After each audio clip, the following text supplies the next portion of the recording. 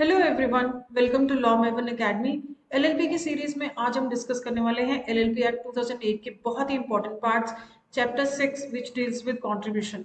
इसमें सिर्फ दो सेक्शंस हैं, section 32 and 33, and chapter 7 which deals with financial disclosures. Relevant section है सेक्शन 34 टू सेक्शन 41। सेक्शन 32 से लेकर सेक्शन 41 तक के सारे प्रोविजंस एलएलपी के कंट्रीब्यूशन और फाइनेंशियल डिस्क्लोजर्स के बारे में बात करते हैं। इसमें आपके स्टडी मटेरियल में सेक्शन 40 तक ही कवर किया गया है, तो सेक्शन 40 तक ही डिस्कस करेंगे। तो चलिए शुरू करते हैं। Form of contribution section 32। सबसे पहले आते हैं सेक्शन 32 पर, जो बात करता है फॉर्म ऑफ कंट्रीब्यूशन की। मतलब एक पार्टनर एलएलपी में क्या ला सकता है। पार्टनर को एलएलपी में कंट्रीब्यूशन तो देना ही है, पर किस फॉर्म में। ये सेक्शन आपको बताता है कि कंट्रीब्यूशन किस फॉर्म में आएगा। एक पार्टनर को सिर्फ कैश ही नहीं देना होता है as contribution. They can contribute money, property, promises to pay or even future services. एक पार्टनर कंट्रीब्यूट कर सकता है कई फॉर्म्स में। फर्स्ट इज टैंजिबल और इनटैंजिबल प्रॉपर्टी। टैंजिबल प्रॉपर्टी वो होती है जिन्हें आप छू सकते हैं, you can touch, like machinery, land और बिल्डिंग। इंटेंजिबल प्रॉपर्टी वो होती है जिन्हें आप छू नहीं सकते, you can not touch, like patent, trademark और कॉपीराइट। सेकेंड इज मूवेबल और immovable property. Third is benefits to the LLP. It includes cash, promissory note or other agreements to contribute cash or property. And the last is contracts for service, performed or to be performed. Business के लिए एक partner जो actual work करता है या करेगा, उसके लिए कॉन्ट्रैक्ट। सेक्शन 32 सबसेक्शन 2 कहता है कि the monetary value of contribution of each partner shall be accounted for and disclosed in the accounts of the LLP. Her partner के कंट्रीब्यूशन की मॉनेटरी वैल्यू एलएलपी के अकाउंट्स में क्लियरली मेंशन की जानी चाहिए। आपको याद होगा, इनकॉर्पोरेशन ऑफ एलएलपी के लिए जब फिल करते हैं तो कंट्रीब्यूशन के बारे में लिखना होता है।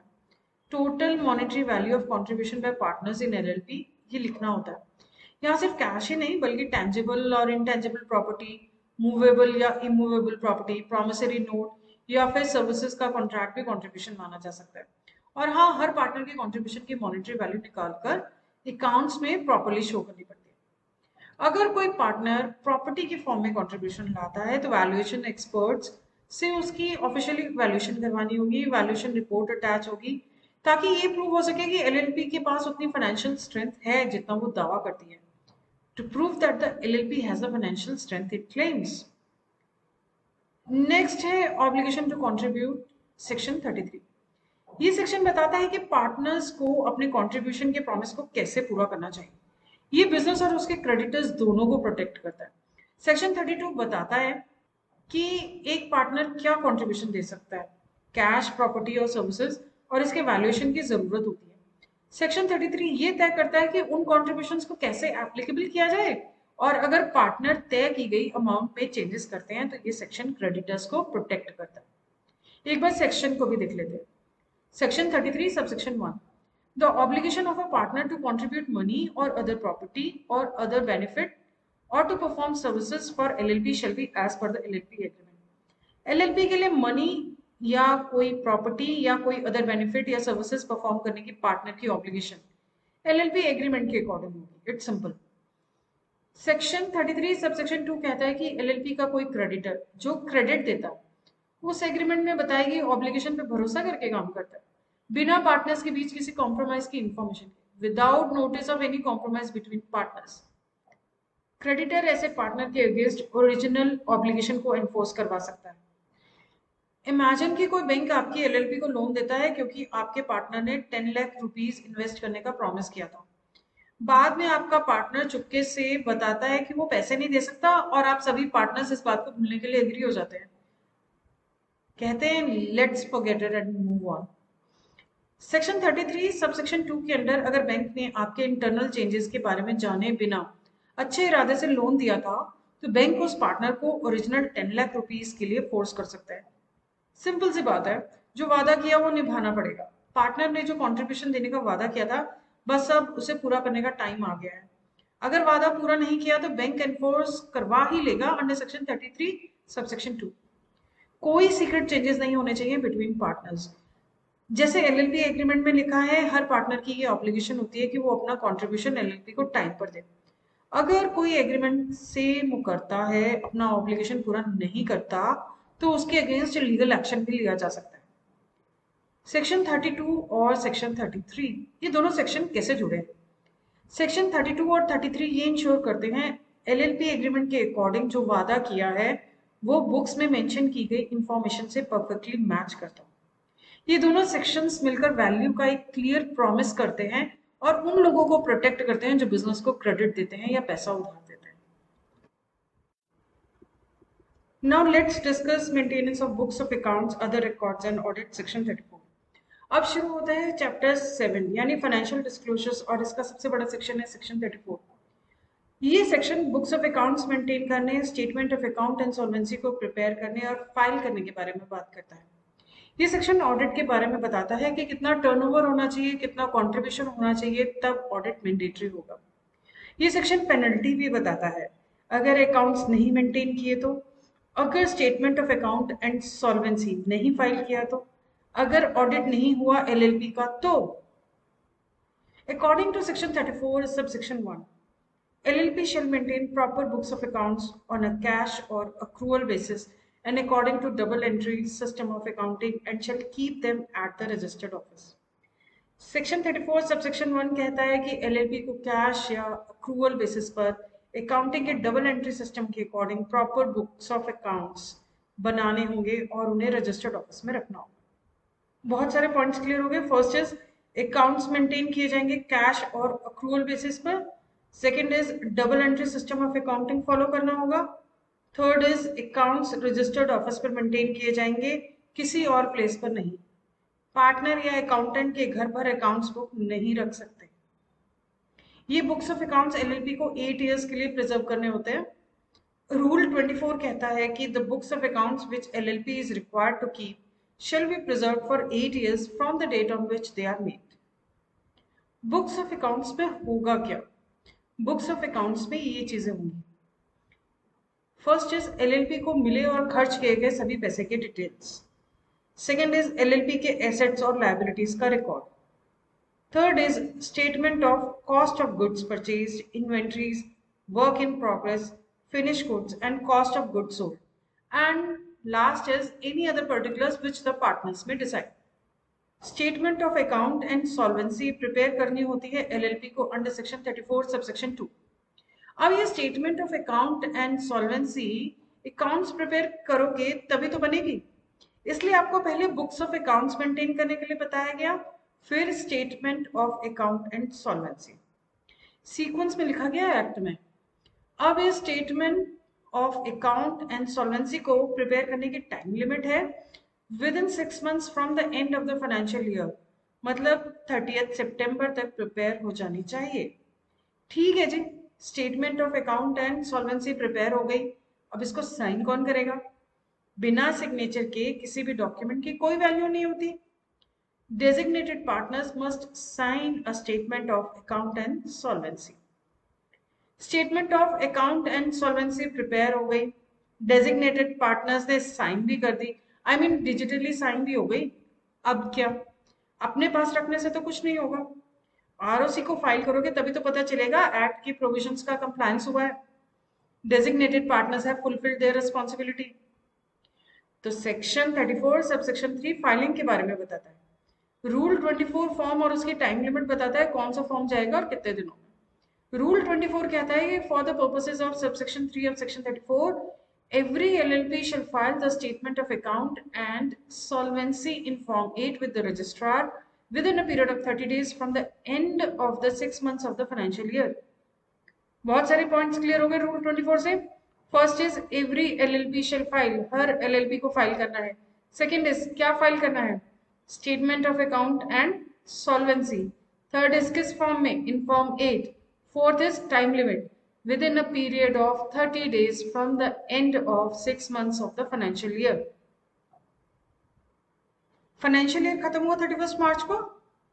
Preparation of statement of account and solvency under section 34 subsection 2 कब तक हो जाना चाहिए?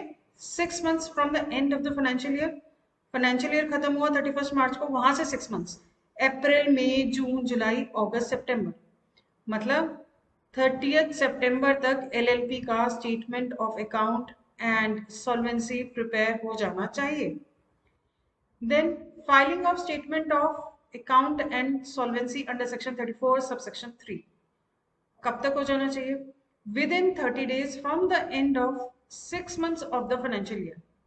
आपके पास टाइम है statement of account and solvency prepare करने का 30 सितंबर तक। यहां से 30 days फिर मिलेंगे आप फॉर्म 8 फाइल करने के लिए with in 30 days from the end of 6 months of the financial year, मतलब 30 अक्टूबर।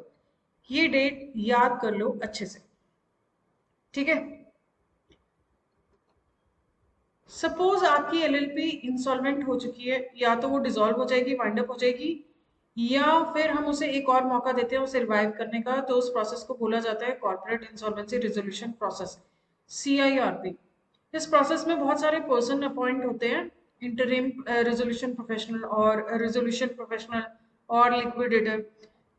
जहां इंसॉल्वेंसी एंड बैंकरप्सी कोड 2016 या एलएलपी एक्ट 2008 के अंडर एलएलपी के अगेंस्ट CIRP स्टार्ट हो चुकी है, उस केस में statement of account and solvency को इंटरिम रेजोल्यूशन प्रोफेशनल IPR और रेजोल्यूशन प्रोफेशनल और लिक्विडेटर और LLP एडमिनिस्ट्रेटर साइन करेंगे। डेजिग्नेटेड पार्टनर के सिग्नेचर की जरूरत नहीं है। Let's discuss penalty under section 34 subsection 5। कोई भी LLP जो सेक्शन 34 सबसेक्शन 3 के प्रोविजंस को कंप्लाई करने में फेल हो जाती है, subsection 3 is related with filing of statement of account and solvency with ROC in form 8। तो ऐसे केस में LLP और उसके designated partners पर पेनल्टी लगेगी। LLP and its designated partners shall be liable to a penalty of ₹100 for each day during which such failure continues, subject to a maximum of ₹1 lakh for the LLP and ₹50,000 for designated partners। आपको याद है ना, हमने discuss किया था liabilities of designated partners under section 8। Designated partners LLP के regulatory compliances जैसे return, document, statement file करना, इन सब के लिए अकाउंटेबल है। और अगर LLP इस एक्ट के प्रोविजंस का कॉन्ट्रावेंशन करती है तो डेजिग्नेटेड पार्टनर्स पेनल्टी के लिए भी लायबल होंगे। एक LLP में सब कुछ मैनेज करने की रिस्पॉन्सिबिलिटी डेजिग्नेटेड पार्टनर्स की होती है। Designated partners are liable for complying with the provisions of LLP act 2008। Now let's discuss audit. अब देखते हैं ऑडिट से रिलेटेड क्या प्रोविजन है LLP एक्ट में। सेक्शन 34 सबसेक्शन 4 कहता है कि the accounts of LLP shall be audited in accordance with such rules as may be prescribed and the relevant rule is rule 24। अगर LLP का टर्नओवर 40 लाख से ज्यादा है या उसका कैपिटल कंट्रीब्यूशन 25 लाख से ज्यादा है तो चार्टर्ड अकाउंटेंट से LLP का स्टैट्यूटरी ऑडिट करवाना जरूरी है। लिमिट्स अच्छे से याद रखना। Now let's discuss appointment of auditor। LLP के अकाउंट्स की ऑडिटिंग के लिए हर फाइनेंशियल ईयर के लिए ऑडिटर अपॉइंट करना होगा। डेजिग्नेटेड पार्टनर ऑडिटर अपॉइंट कर सकते हैं फॉर फर्स्ट फाइनेंशियल ईयर के दौरान किसी भी समय, लेकिन फर्स्ट फाइनेंशियल ईयर खत्म होने से पहले। हर फाइनेंशियल ईयर के खत्म होने से कम 30 डेज पहले। फाइनेंशियल ईयर एंड होता है 31 मार्च को, तो 30 डेज पहले 1 मार्च तक अपॉइंटमेंट हो जानी चाहिए। थर्ड इज ऑडिटर की कैजुअल वैकेंसी को भरने के लिए, या फोर्थ ऑडिटर के रिमूवल से वैकेंसी को भरने के लिए। अगर डेजिग्नेटेड पार्टनर्स ऑडिटर्स को अपॉइंट नहीं करते तो पार्टनर्स ऑडिटर अपॉइंट कर सकते हैं। LLP का ऑडिटर अपनी टर्म्स ऑफ अपॉइंटमेंट के अकॉर्डिंग अपना ऑफिस होल्ड करेगा, और तब तक ऑफिस होल्ड करेगा जब तक नया ऑडिटर अपॉइंट नहीं हो जाता या उस ऑडिटर को फिर से अपॉइंट नहीं किया जाता, I mean reappointment. Now let's talk about remuneration of auditor. LLP ने जो ऑडिटर को अपॉइंट किया है उस ऑडिटर का रेम्यूनरेशन डेजिग्नेटेड पार्टनर्स फिक्स कर सकते हैं, या LLP एग्रीमेंट में बताए गए प्रोसीजर को फॉलो करके फिक्स किया जा सकता है। Removal of auditor. LLP के पार्टनर किसी भी समय ऑडिटर को रिमूव कर सकते हैं LLP एग्रीमेंट में बताए गए प्रोसीजर को फॉलो करके। और अगर LLP एग्रीमेंट में ऑडिटर की अप्रूवल के बारे में कोई प्रोविजन नहीं है तो ऑडिटर को रिमूव करने के लिए सभी पार्टनर्स की कंसेंट जरूरी होगी। Now let's discuss resignation of auditor. LLP का ऑडिटर LLP के रजिस्टर्ड ऑफिस में रिटर्न नोटिस देकर रेजिग्नेशन दे सकता है। अगर कोई ऑडिटर रीअपॉइंट नहीं होना चाहता तो उसे नए ऑडिटर की अपॉइंटमेंट के लिए अलाउड टाइम खत्म होने से कम 14 डेज पहले एलएलपी के रजिस्टर्ड ऑफिस में रिटर्न नोटिस देना होगा। रिटर्न नोटिस तब तक इफेक्टिव नहीं होगा जब तक कि रीजन ऑफ रेजिग्नेशन लिखा ना जाए। ऑडिटर का टर्म उस डेट को खत्म होता है जिस डेट को नोटिस डिपॉजिट किया जाता है या नोटिस में स्पेसिफाई की गई किसी बात की डेट को। Now let's talk about penalty under section 34 subsection 6। कोई भी एलएलपी जो सेक्शन 34 सबसेक्शन 1, 2 या 4 के प्रोविजंस को कंप्लाई करने में फेल हो जाती है, मतलब अगर एलएलपी ने बुक्स ऑफ अकाउंट्स नहीं मेंटेन किए या अगर statement of account and solvency prepare नहीं किया या अगर ऑडिट नहीं हुआ एलएलपी का, तो ऐसे केस में एलएलपी और उसके डेजिग्नेटेड पार्टनर्स पर पेनल्टी लगेगी। LLP shall be punishable with fine which shall not be less than 25,000 rupees but may extend to 5 lakhs, and every designated partner of such LLP shall be punishable with fine which shall not be less than rupees 10,000 but which may extend to rupees 1 lakh। LLP पर 25,000 से 5 lakhs तक, designated partner पर 10,000 से लेकर 1 लाख तक penalty लग सकती है। आगे बढ़ते हैं सेक्शन 35 पर, जो है एनुअल रिटर्न।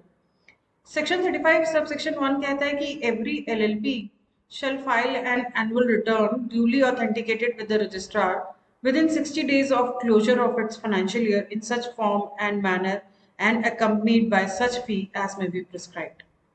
इस फॉर्म में आपके पार्टनर, कंट्रीब्यूशन और बिजनेस एक्टिविटीज की इंफॉर्मेशन होती है। ड्यूली ऑथेंटिकेटेड का मतलब है it should be digitally sign by designated partner. कुछ पॉइंट्स क्लियर हो गए। First is it's part of annual compliance, section खुद कहता है an annual return.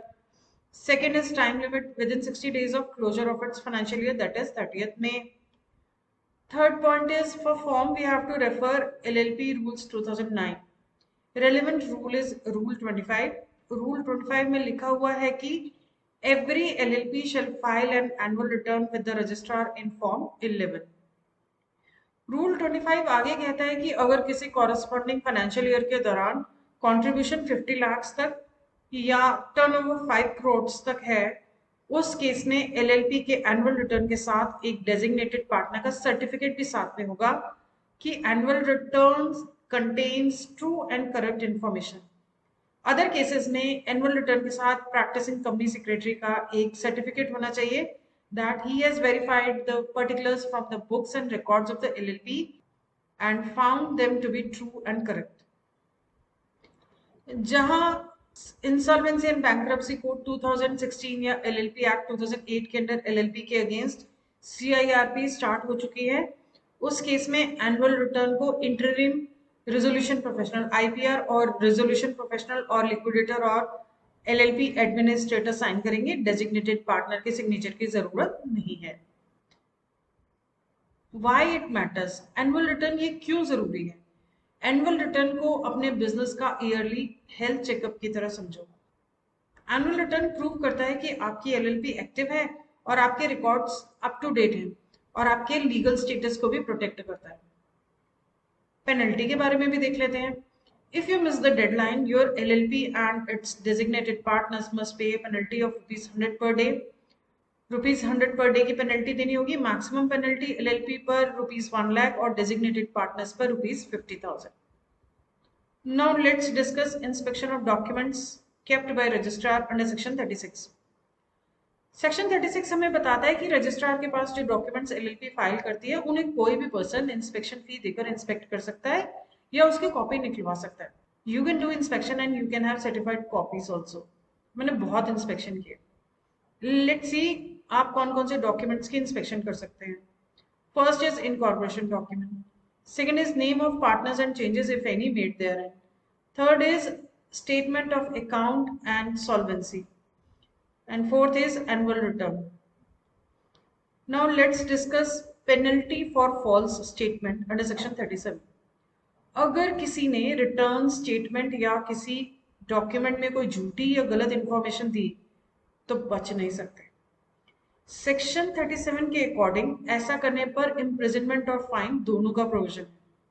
Section 37 ensures that all public records are honest. अगर इस एक्ट के किसी प्रोविजन के अंडर या उसके मकसद से जरूरी किसी रिटर्न स्टेटमेंट या किसी डॉक्यूमेंट में कोई पर्सन ऐसा स्टेटमेंट देता है, फर्स्ट, जो किसी जरूरी बात के बारे में झूठा हो और उसे पता हो कि वो झूठा है, which is false in any material particular knowing it to be false. Second is जिसमें किसी जरूरी बात को छोड़ दिया गया हो जबकि उसे पता हो कि वो जरूरी बात है, which omits any material fact knowing it to be material. He shall be punishable with imprisonment and fine. Please focus on the words and. दोनों का प्रोविजन है. With imprisonment for a term which may extend to 2 years and with fine which may extend to rupees 5 lakhs but which shall not be less than 1 lakh rupees. 2 साल तक की jail की सजा और 5 लाख रुपए तक का फाइन जो 1 लाख से कम नहीं होगा. Minimum fine is rupees 1 lakh and maximum fine is rupees 5 lakhs. एक एग्जाम्पल देखते हैं. मान लीजिए आपकी एक एलएलपी है, आप एक फाइनेंशियल रिपोर्ट तैयार करते हैं. आपको पता है कि एलएलपी पर बैंक लोन है और ह्यूज अमाउंट है, लेकिन आप बिजनेस को बेहतर दिखाने के लिए उस लोन को रिपोर्ट में नहीं दिखाते हो. अगर आप पकड़े जाते हो तो you can go to jail for 2 years and face a massive fine. Now let's discuss power of registrar to obtain information. Section 38.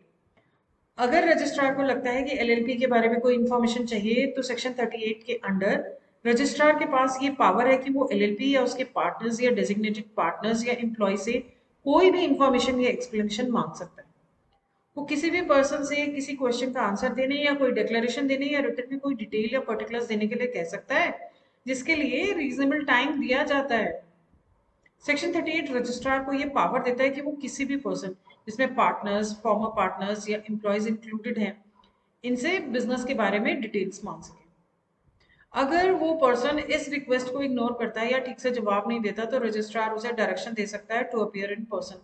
In other words, registrar has power to issue summons. इसका मतलब है appear in person. आपको personally registrar के पास जाना होगा. आपको registrar, inspector और अदर ऑफिसर के सामने पेश होना पड़ सकता है. तब आपको सवालों के जवाब देने होंगे and then supply the missing details. Now let's discuss penalty.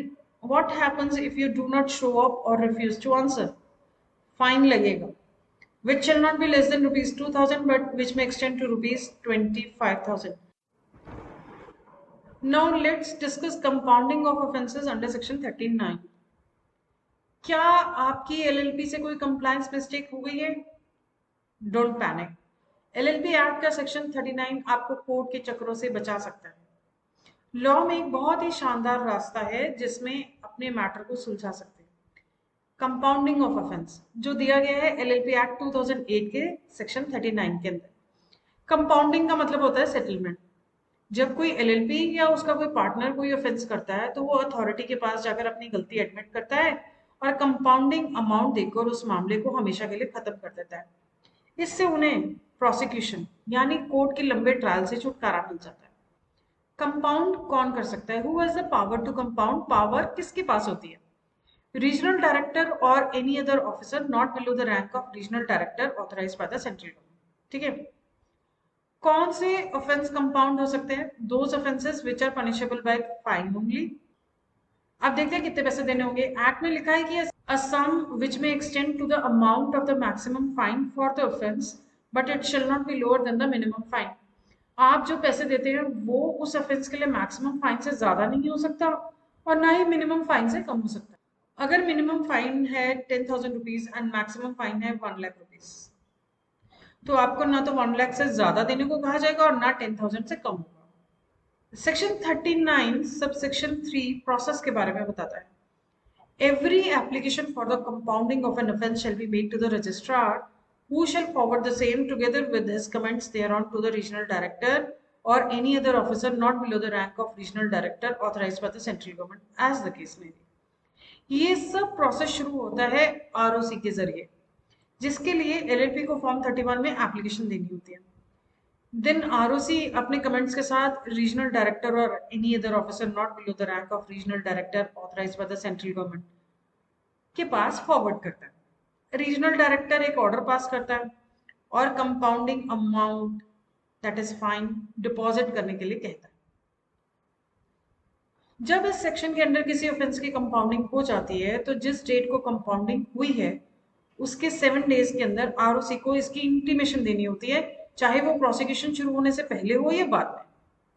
Section 39 sub section 5 कहता है कि अगर किसी ऑफेंस के लिए प्रोसिक्यूशन शुरू होने से पहले ही कंपाउंडिंग हो गई है तो उस ऑफेंस के रिलेशन में कोई प्रोसिक्यूशन नहीं चलाया जाता, no prosecution. Section 39 sub section 6 कहता है कि अगर प्रोसिक्यूशन स्टार्ट होने के बाद किसी ऑफेंस की कंपाउंडिंग हो जाती है तो आरओसी को उस कंपाउंडिंग की इंटीमेशन राइटिंग में उस कोर्ट को देनी होगी जहां प्रोसिक्यूशन पेंडिंग है। ऑफेंस के कंपाउंडिंग की ऐसी इंफॉर्मेशन मिलने पर जिस पर्सन के मैटर में कंपाउंडिंग हुई है उसे डिस्चार्ज कर दिया जाता है, आरोप से बरी कर दिया जाता है। Now let's discuss the 3-year restriction rule. 3-year rule, यहाँ एक बहुत इंपॉर्टेंट ट्विस्ट है जो सेक्शन 39 सब सेक्शन 2 बताता है। अगर एक बार कोई ऑफेंस कंपाउंड हो गया और वही सेम ऑफेंस एलएलपी या उसके पार्टनर्स ने अगले 3 इयर्स के अंदर दोबारा कर दिया तो 3 इयर्स के अंदर आपको दोबारा कंपाउंडिंग का फायदा नहीं मिलेगा। सपोज जनवरी 25 में कंपाउंडिंग करवाई थी, अभी फिर से वही गलती कर दी, अब नहीं होने वाला कंपाउंड 3 साल तक तो भूल जाओ। अगर आपको पिछले 3 सालों में उसी तरह के ऑफेंस के लिए पहले ही कंपाउंडिंग की फैसिलिटी मिल चुकी है तो आप उसी तरह के ऑफेंस के लिए सेक्शन 39 का यूज नहीं कर सकते। लेकिन हाँ, अगर 3 साल के बाद वही गलती दोबारा होती है, वही ऑफेंस दोबारा होता है तो उसे फर्स्ट ऑफेंस ही माना जाएगा।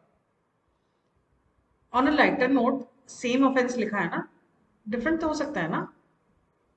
इसका सबसे बड़ा बेनिफिट, फायदा, एक बार आपने कंपाउंडिंग अमाउंट पे कर दिया तो उस स्पेसिफिक ऑफेंस के लिए आपके अगेंस्ट कोई नया लीगल एक्शन या प्रोसिक्यूशन शुरू नहीं किया जा सकता। तो शॉर्ट में कहें तो सेक्शन 39 बिजनेस को ease of doing business provide करता है ताकि छोटी मोटी गलतियों के लिए कोर्ट के चक्कर ना काटने पड़े बल्कि पेनल्टी भर के मैटर को पीसफुली क्लोज किया जा सके। लास्ट में आता है हमारा section which deals with destruction of old records, section 40। क्या सारे पुराने कागज जिंदगी भर रखने हैं? जवाब में सेक्शन 40 कहता है नहीं। सेक्शन 40 कहता है कि रजिस्ट्रार के पास जो भी डॉक्यूमेंट्स फिजिकल फॉर्म में है या इलेक्ट्रॉनिक फॉर्म में है, फाइल या रजिस्टर किए गए हैं, उन्हें रूल्स के अकॉर्डिंग डिस्ट्रॉय किया जा सकता है। मतलब ये कि गवर्नमेंट के पास पावर होती है कि एक स्पेसिफाइड टाइम के बाद पुराने रिकॉर्ड्स को डिस्ट्रॉय कर सके ताकि सिस्टम पर लोड ना पड़े। लेकिन रुकिए जरा, पुराने रिकॉर्ड्स को ऐसे ही कोई भी डिस्ट्रॉय नहीं कर सकता। इसके लिए बने हैं एलएलपी रूल्स 2009। रूल 27 पूरा प्रोसीजर बताता है। एलएलपी रूल्स 2009 में 3 एनेक्स्चर्स हैं जो ये बताते हैं कि कौन से डॉक्यूमेंट्स कितने टाइम पीरियड के लिए प्रिजर्व करने हैं। एनेक्स्चर बी बताता है वो डॉक्यूमेंट्स जो परमानेंटली प्रिजर्व किए जाते हैं। कुछ ऐसे बहुत इंपॉर्टेंट डॉक्यूमेंट्स होते हैं जो कभी डिस्ट्रॉय नहीं होते, उन्हें परमानेंटली प्रिजर्व करके रखना पड़ता है, जैसे कि इनकॉर्पोरेशन डॉक्यूमेंट्स, एलएलपी एग्रीमेंट और रजिस्टर्ड ऑफिस से रिलेटेड डॉक्यूमेंट्स कभी भी डिस्ट्रॉय नहीं किए जाते हैं। एनेक्स्चर सी बताता है वो डॉक्यूमेंट्स जो 5 साल के लिए प्रिजर्व किए जाते हैं। कुछ ऐसे डॉक्यूमेंट्स होते हैं जो आफ्टर 5 इयर्स डिस्ट्रॉय किए जा सकते हैं। कौन सा डॉक्यूमेंट कितने पीरियड के लिए प्रिजर्व करना है डिटेल में लिखा हुआ है। Only statement of account and solvency should be preserve for 8 years, बाकी सब फॉर 5 इयर्स। एनेक्स्चर डी बताता है detail of documents destroyed, description of documents destroyed, date and mode of destruction. जब भी कोई रिकॉर्ड डिस्ट्रॉय होता है रजिस्ट्रार को एक स्पेशल रजिस्टर मेंटेन करना पड़ता है जिसमें वो लिखते हैं कि कौन सा डॉक्यूमेंट डिस्ट्रॉय किया गया, किस तरीके से डिस्ट्रॉय किया गया, that is mode of destruction, और उस पर रजिस्ट्रार के खुद के सिग्नेचर्स होते हैं। बिना रजिस्ट्रार के रिटर्न ऑर्डर के कोई भी रिकॉर्ड डिस्ट्रॉय नहीं कर सकता। सेक्शन 40 पावर देता है और रूल 27 पूरा तरीका बताता है कि एलएलपी के पुराने रिकॉर्ड्स को लीगली कैसे डिस्पोज ऑफ किया जाता है। तो ये था आज का वीडियो। उम्मीद करती हूँ ये वीडियो आपको यूजफुल लगा होगा। Don't forget to like, share, comment and subscribe. Thanks for watching.